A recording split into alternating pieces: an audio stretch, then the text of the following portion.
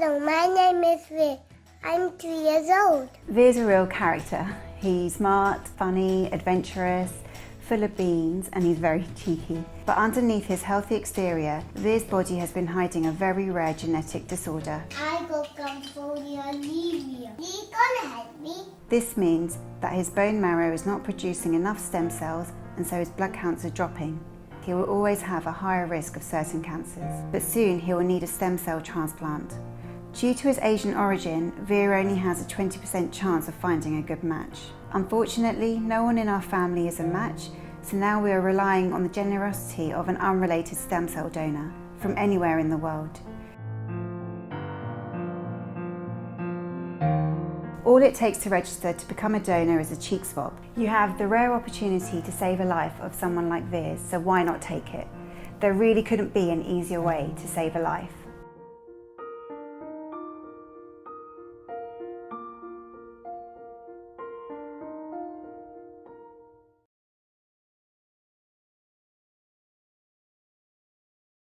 We've got a lot of questions.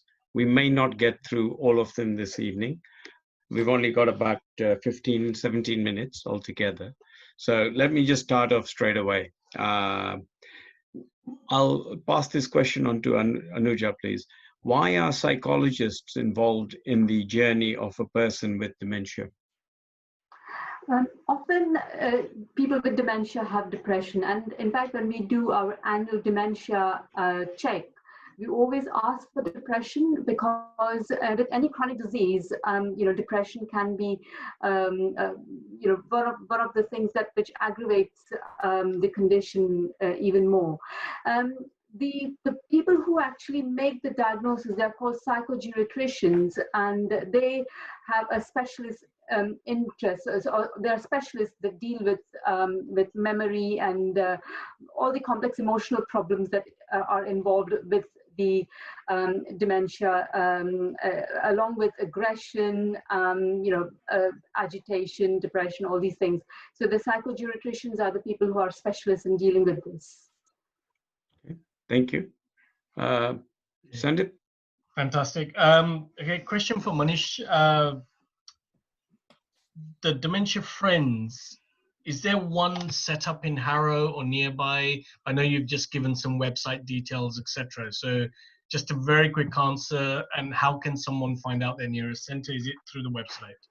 Shanib, yeah, thanks. It is through the website. I don't know on the top of my head whether there is one in Harrow, but there are Dementia Friends sessions. So in a sense, the Dementia Friends network, it's a network. So I think all of us through this webinar, we have become a dementia friend. And what I'd like you to do is just go on the website, sign up, become a dementia friend. There's resources there, but actually there are some specific local resources. So the local resources link that I shared on the Alzheimer's Society website, that's particularly helpful because that will provide an indication of there are certain activities, for example, community groups. Singing for the Brain is an activity which used to get done. Of course, now with this COVID situation, it's virtually done. So there are quite a few different activities one can do. But also, I would also urge through this network here, maybe if there is a demand, people can set something up themselves locally with a group of people, because again, that's something which would be great to have access for other people. Thank you. Excellent. Thank you. Rumit? Yeah, sorry, another question to Manish, please. Manish, basically the health and social personnel here don't always wish to understand the cultural and religious backgrounds of persons living with dementia. I mean, sometimes we are told that person-centered care is absolutely necessary in dementia, yet the reality can be different because obviously different cultural needs, different religious needs, etc.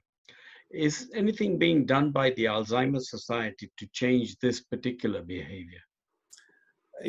This is something which we have been fighting a battle on this for many, many years. And thankfully, through this crisis, if one good thing comes out of it would be the integration of healthcare and social care. Because what at the moment happens is that if you get a diagnosis of cancer, for example, and Anuja will be alive to this as a GP, then you get the full weight of the NHS support towards you. If you get a diagnosis of dementia, you'd be lucky whether you get a leaflet perhaps saying, well, this is, you've got dementia now. So there is a very distinct lack of support. And in a way, that's exactly what we're trying to change.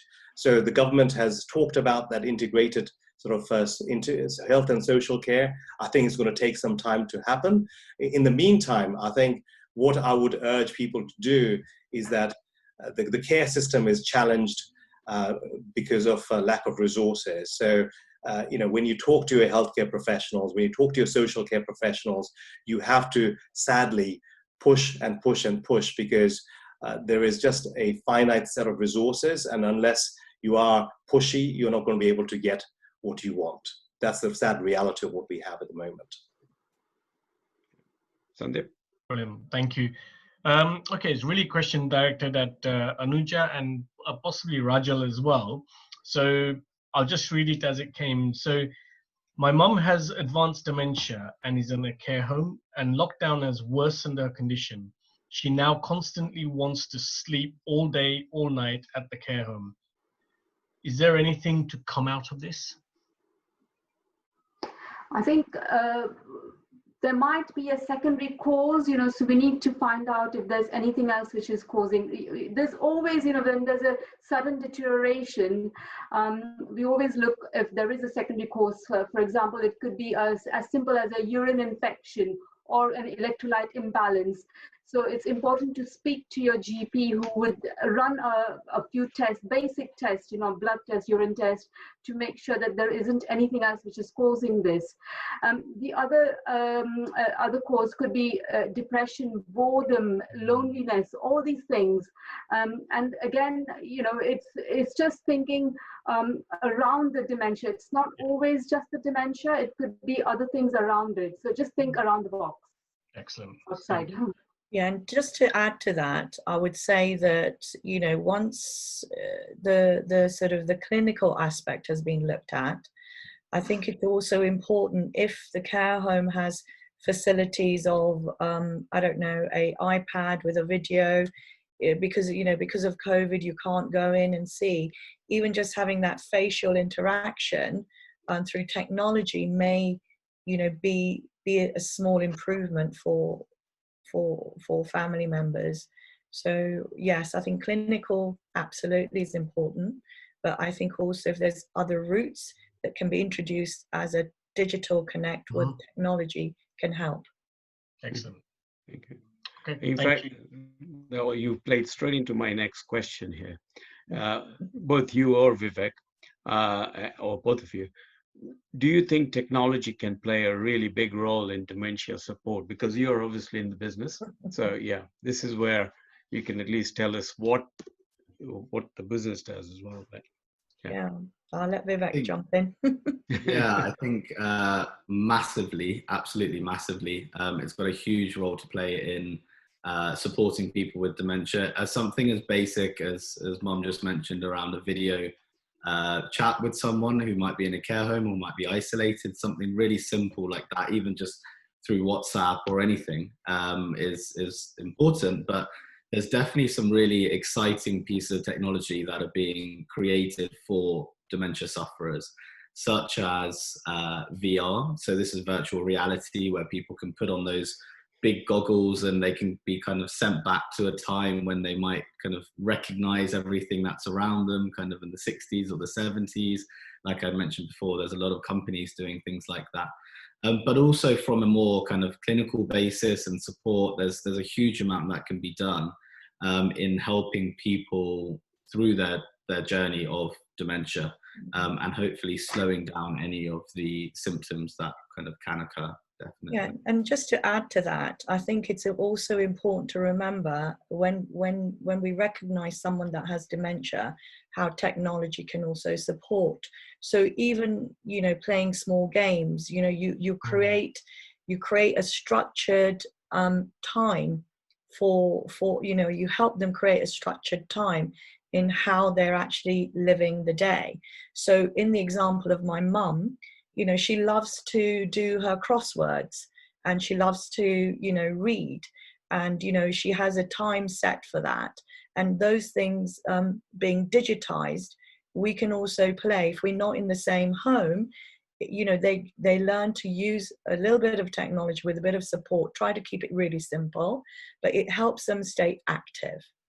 So there are lots of new innovations that are definitely coming out. Thank you. Brilliant. Anuja, question fired again for you.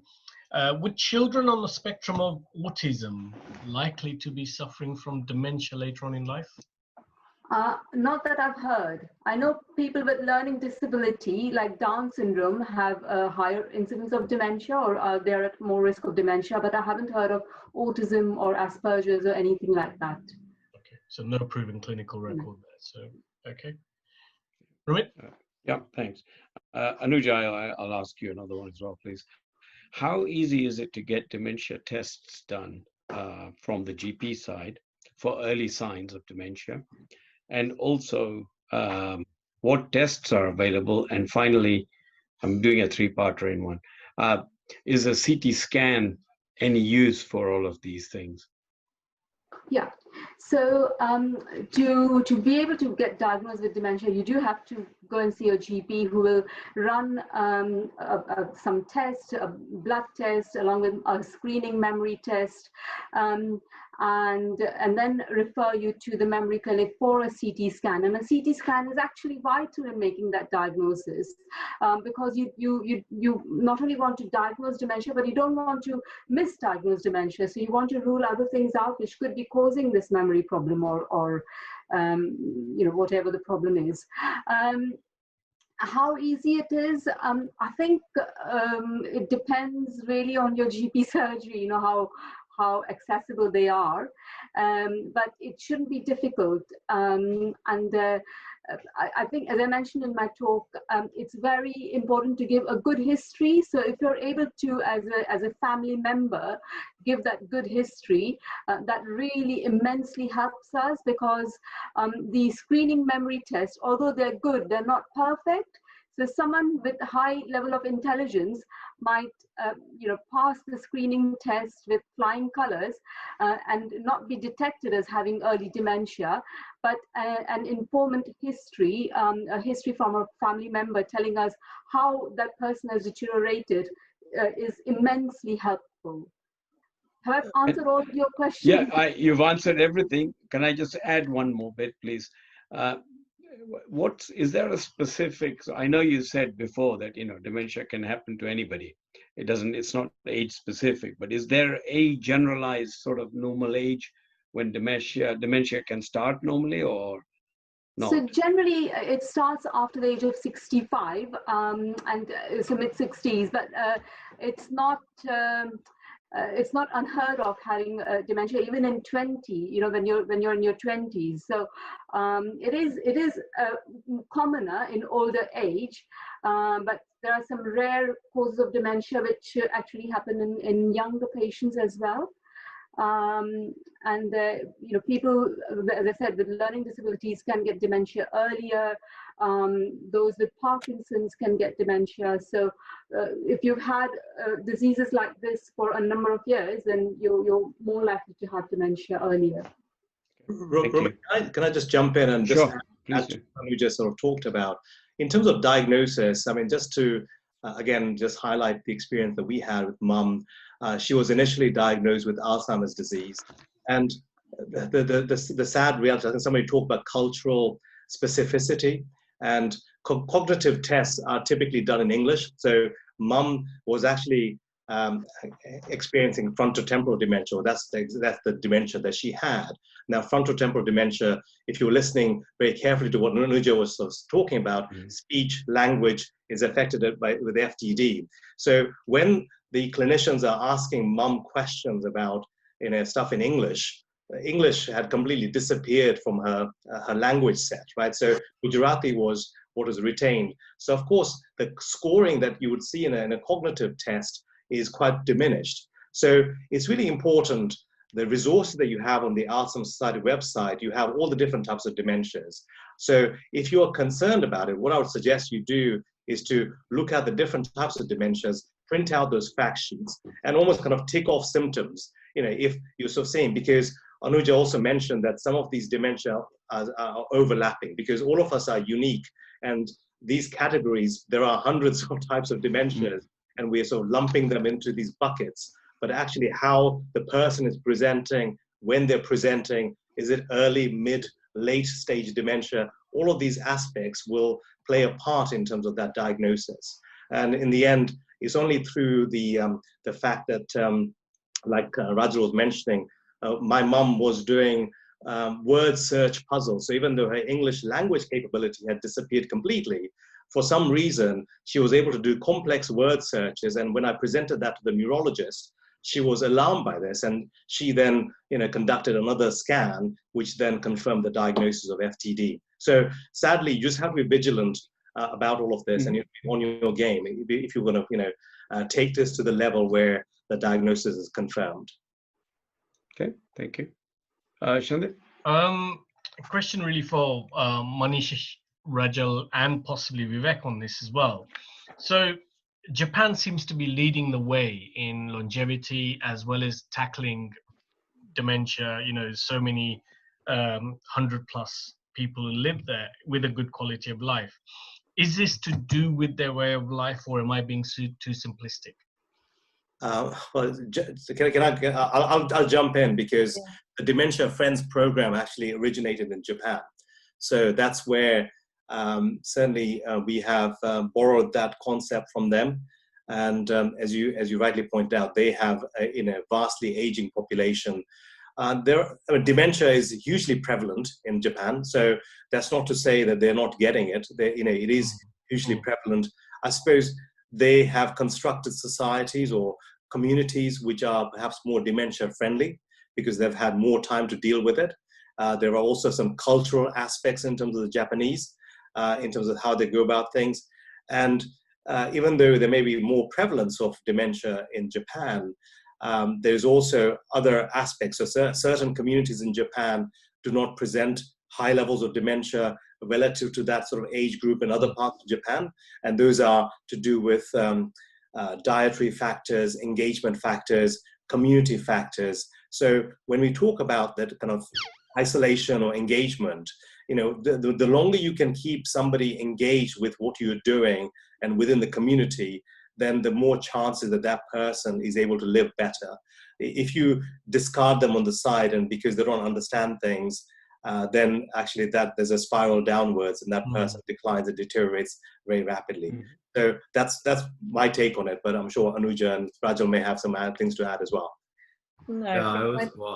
Sorry, I was just also going to add to that in terms of the lifestyle factors are hugely important in actually managing someone's dementia or actually preventing dementia. And I think, Manish, just like you said, in Japan especially, there's so many factors that take into account why the dementia might not be presented in a way that maybe it is here, where people are still living much longer lives and still in a community with people that are supportive. And it's similar to even in the way that you see in India.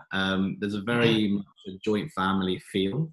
And actually joint families generally, what you'd notice is that there's a lower prevalence of dementia because of the activity that's involved in keeping people kind of engaged, and the healthy living activity and healthy eating and lifestyle choices in that way as well are hugely important in actually kind of slowing down the effects of dementia. Just like we've said in my own nanny's example, she's been diagnosed for 7 years, but actually the deterioration has been minimal in that case. So for exactly the same reason. Excellent.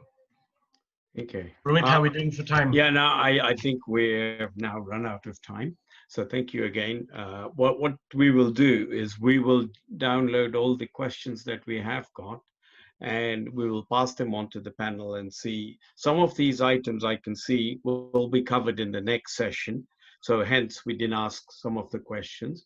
And what we will try and do is get all the questions answered as well. So hopefully in the next session, we will have some answers to most of your questions that you've raised. I really do apologize that we've had to run out of time, but I think there's so many questions out there, and I'm really glad that people are actually asking the questions. So first and foremost, a very big thank you to Manish, Dr. Anuja, Rajal, and Vivek for fantastic presentation. You know, what you've done is actually very, very simply told us exactly what happens in dementia, what is dementia.